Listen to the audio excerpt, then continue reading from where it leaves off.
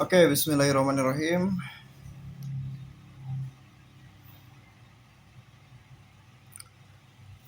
Saya membaca buku Cybermedia Universitas Terbuka. Media dan hukum-hukum dasar perkembangan information communication. Sejarah. Pada awal terciptanya terdapat beberapa fitur umum dalam surat kabar, yaitu terdiri dari beberapa lembar. Penyampaian berita tidaklah secepat berita masa kini, dan ide dari free press bukanlah dari pemerintah kolonial. Penerbitan surat kabar yang tidak melalui izin resmi ditutup dan pemiliknya dimasukkan ke dalam penjara. Pada masa Perang Revolusi, banyak koran terbit dan membahas mengenai politik. Berkaitan dengan hal tersebut, munculnya jurnalis politik yang mendukung aktor atau partai politik tertentu. Walaupun Perang Revolusi berakhir, kehidupan jurnalis politik tetap hidup. Bahkan koran menjadi tempat para aktor politik berdebat, di mana koran memihak pada salah satu pihak dan membuat propaganda politik. Hal ini semakin berkembang dan memicu munculnya surat kabar-kabar atau surat-surat kabar baru karena tidak adanya aturan yang berkenaan dengan kebebasan pers di dalam First Amendment. Surat kabar banyak dipenuhi dengan iklan dan info bisnis, politik dan debat kongres, pidato, keputusan legislatif, dan surat resmi.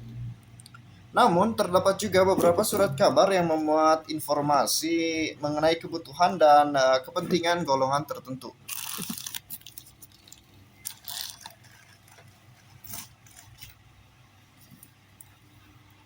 Hal-hal penting yang harus dipenuhi untuk menjadikan surat kabar sebagai sesuatu yang sifatnya massa, yaitu harus diciptakan alat cetak yang dapat mencetak dengan cepat dan murah.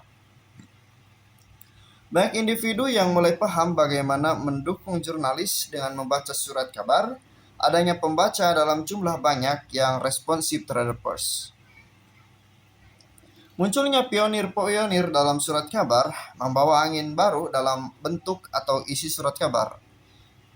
Sebut saja New York Sun dengan harga 1 sen yang memuat seks, kekerasan, berita human interest, dan tidak membahas mengenai politik sama sekali.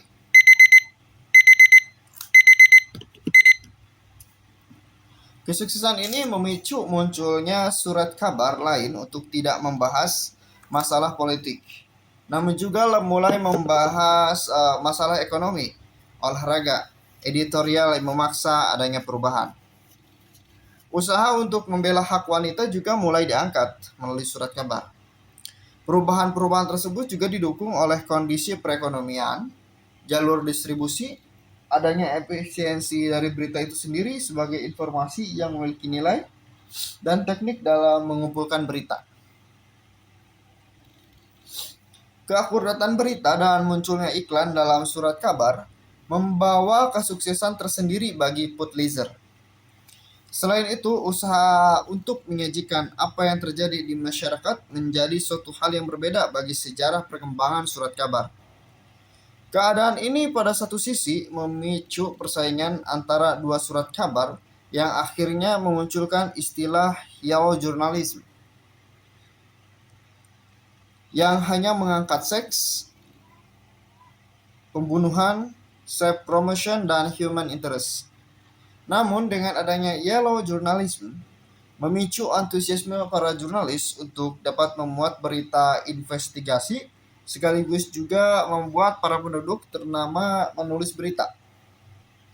Walaupun yellow journalism adalah masa kelam bagi dunia jurnalisme, keberadaannya membukakan suatu perkembangan bagi dunia jurnalisme itu sendiri. Misalnya teknologi, biro iklan yang hanya membidik surat kabar dengan sirkulasi besar, menggabungkan perusahaan lebih menguntungkan. Penggabungan perusahaan lebih menguntungkan, membuat industri penerbitan surat kabar melakukan hal yang sama. Bersamaan dengan perubahan tersebut muncul istilah jazz journalism yaitu tabloid yang dapat dibedakan melalui ciri, berukuran lebih kecil dan dipenuhi oleh foto. Jazz jurnalisme. Saat krisis besar-besaran terjadi, juga mempengaruhi industri surat kabar. Selain itu, pada saat yang bersamaan, munculnya radio sebagai pesaing di dalam memperoleh pemasukan dari iklan. Namun demikian, biro iklan lokal menyelamatkan kehidupan surat kabar. Setelah krisis, perubahan mulai banyak terjadi. Sebut saja dengan berkurangnya penerbit surat kabar karena mahalnya biaya produksi dan harga buruh, sehingga terjadi penggabungan surat kabar dengan media lain. Itu TV, radio, majalah. Dalam satu perusahaan, surat kabar pun saling bersaing dalam memperoleh iklan. Namun dengan adanya TV, biro iklan jauh lebih memilih TV dibandingkan dengan surat kabar dalam beriklan. Surat kabar telah mengalami berbagai perubahan sampai seperti yang kita kenal sekarang. Surat kabar terus bertahan dan tetap bersaing dengan media-media lain, terutama dalam memperoleh iklan. Di masa mendatang, kita mungkin menemukan surat kabar dalam bentuk berbeda dengan yang kita kenal saat ini.